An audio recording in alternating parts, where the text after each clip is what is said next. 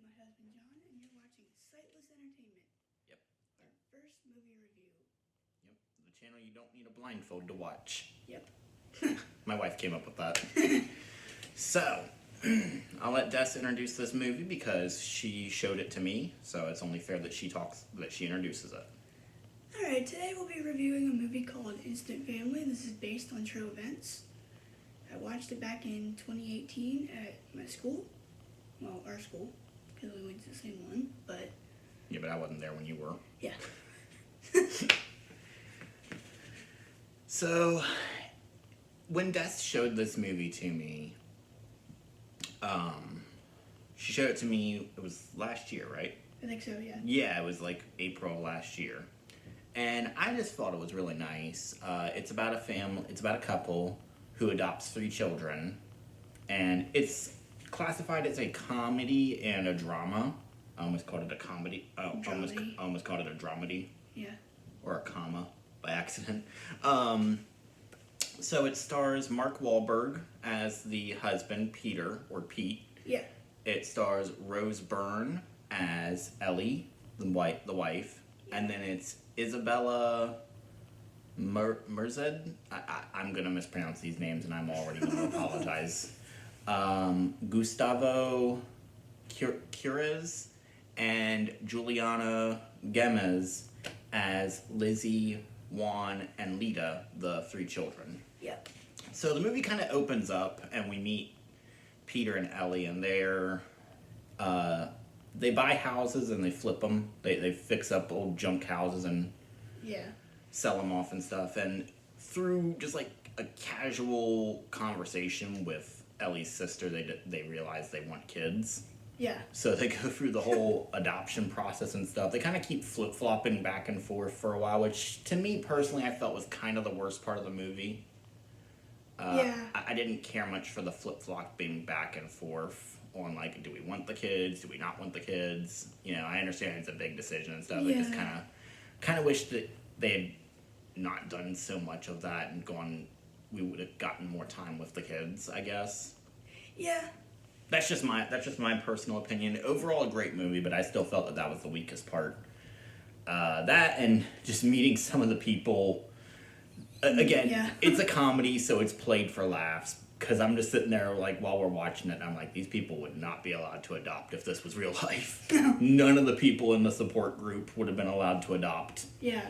There was one woman who specifically wanted a African-American athletic teenager. Yeah. And I'm just like, ooh, lady, you walk in and say that, you're not gonna know.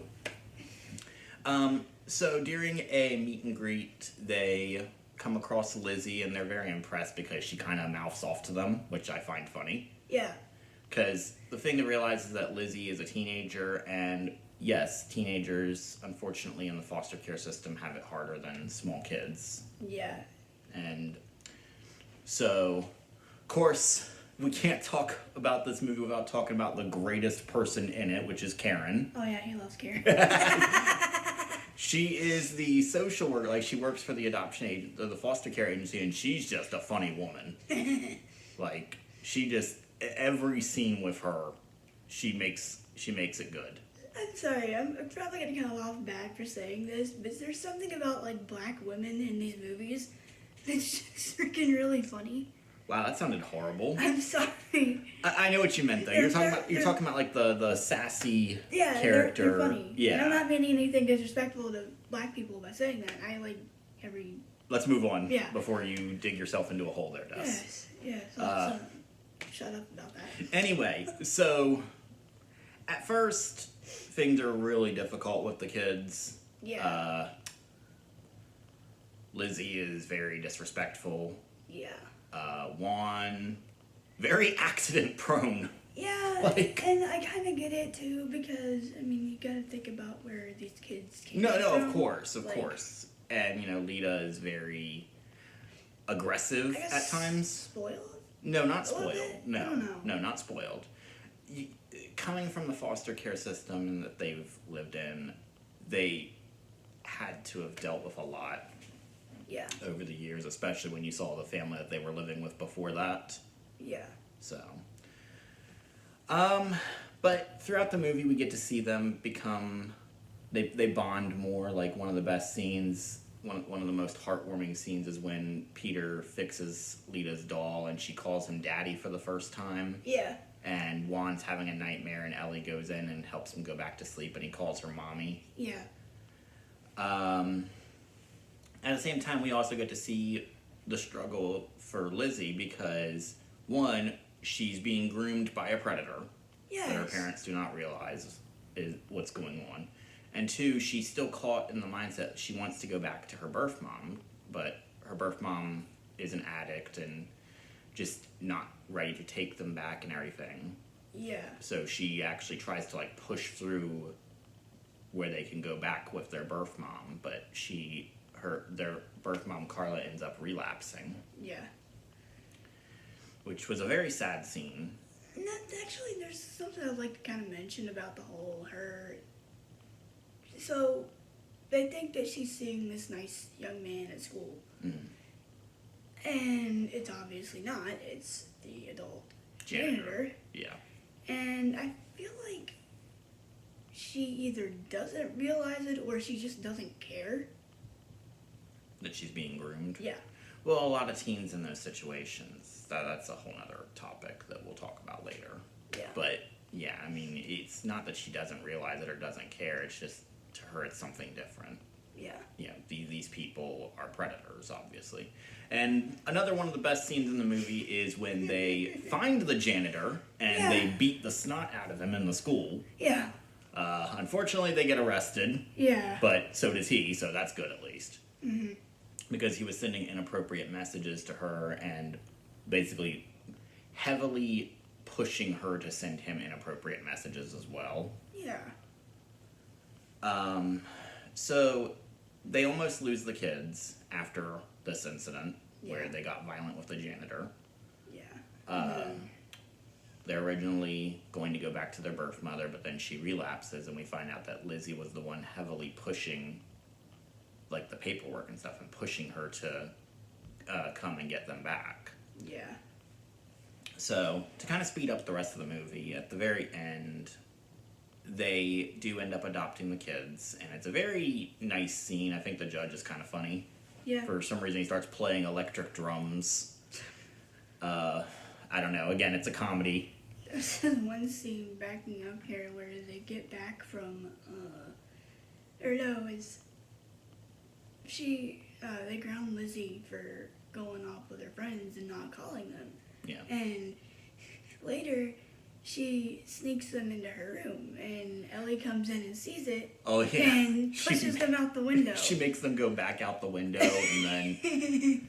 But then, I think one of the great scenes is when Pete has a breakthrough with Lizzie, because she's very standoffish and stuff, but he has a breakthrough with her when he takes her to the house they're refurbishing and lets her break stuff. Yeah. And that really starts to help them bond as a family, I noticed. Yeah.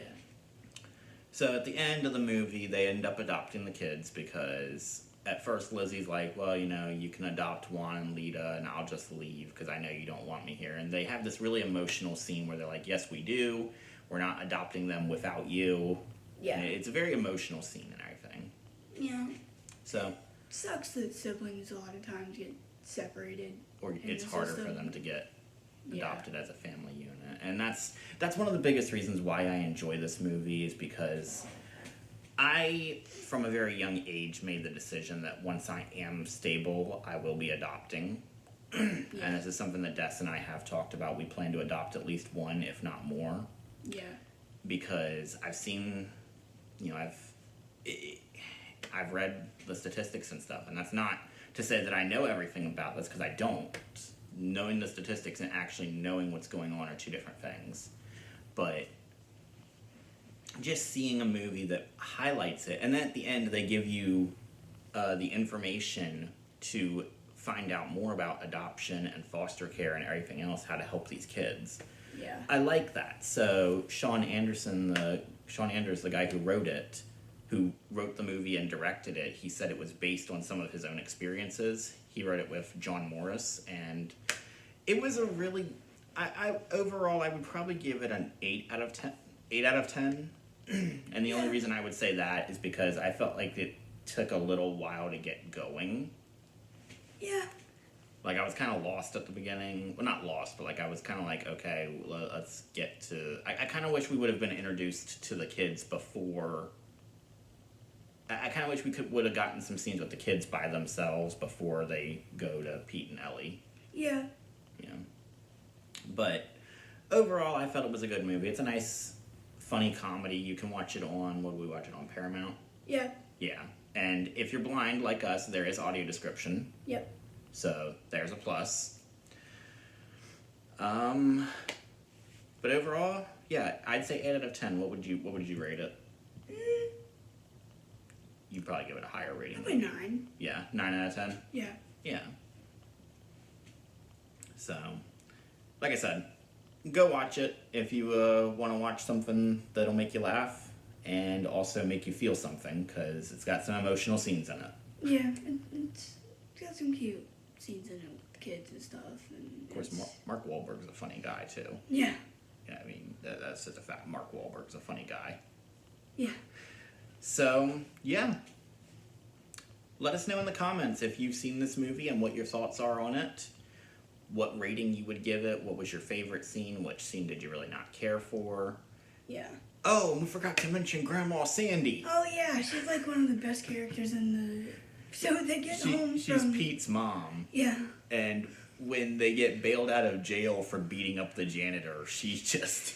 She's another character who just tells it like it is. Yeah. Just like Karen. She read the statement that they were going to give to the judge of the court. And she was like... It's terrible. You guys need to fix this statement. She's like, you guys need to get some sleep. After you fix the statement. And then, like, at the end when the adoption's happening, she comes running into the courtroom. She's like, Grandma Sandy's here. So, yeah. I just love those characters. Like, the older woman who just tells it like it is. I like how Like Karen and Sandy, they're funny. I like how everybody was just standing up to get the picture with them. Oh, yeah, at the very end, how the entire courtroom just stood up and got a picture with them all. That was a sweet scene to end it on. Yeah. So, yeah. Give it a watch. Yeah. So, this is our first movie review. As you can tell, we are new at this, so it will get better. I do promise that. Yeah. Next week, we'll be reviewing Megan, which was I guess we'd classify as a horror movie. Yeah, I guess. Yeah. So, we'll be reviewing that next week, so you're going to want to stay tuned for that. Hit that subscribe button if you're new. Ring the bell notification so you can stay up to date with all of our latest content. Give this video a like. And thank Des if you liked it, because she's the one who introduced me to this movie. Yep. Make sure you keep watching Sightless Entertainment, the channel you don't need a blindfold to watch.